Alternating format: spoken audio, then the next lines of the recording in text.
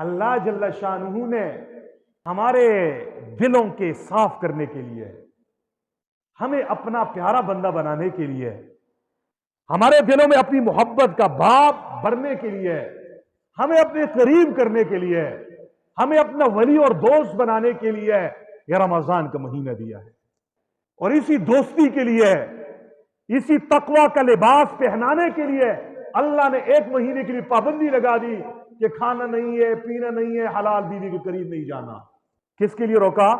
ہمارے اندر کیا پیدا ہو جائے؟ تقوی پیدا ہو جائے۔ کیا پیدا ہو جائے؟ تقوی در حقیقت اللہ کے ساتھ محبت کا نام ہے۔ تقوی در حقیقت اللہ کے محبت برے خوف کا نام ہے۔ تقوی در حقیقت اللہ کے ولایت کا نام ہے۔ تقوی در حقیقت اللہ سے دوستی لگانے کا نام ہے۔ تقوی در حقیقت اللہ کے ساتھ قرب اور یاری لگانے کا نام ہے۔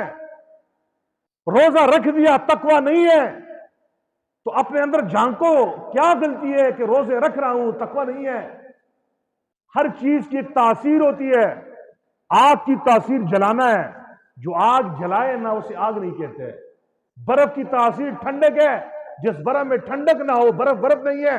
روزے کی تاثیر تقوی ہے، جس روزے کے بعد تقوی پیدا نہیں ہوا روزہ نہیں ہے۔ پھول کی تاثیر خوشبو ہے، جس پھول میں خوشبو نہ ہو وہ پھول نہیں ہے۔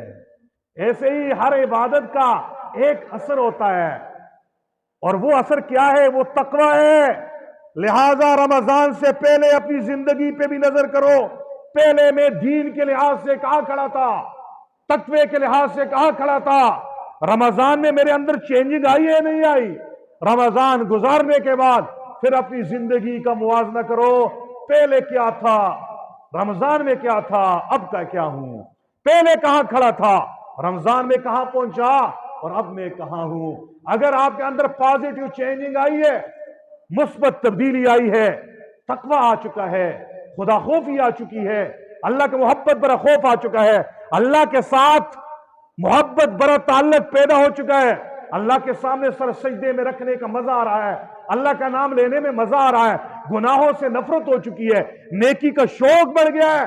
شکر ادا کرو، تمہارے روزے کیا مقصد مل گیا، روح سیام مل گیا، روزے کی حقیقت نصیب ہو گئی۔ یہ چیز نہیں نصیب۔ ایک رمضان کیا، 100 سال رمضان کے روزے رکھو، کچھ فائدہ نہیں ہے۔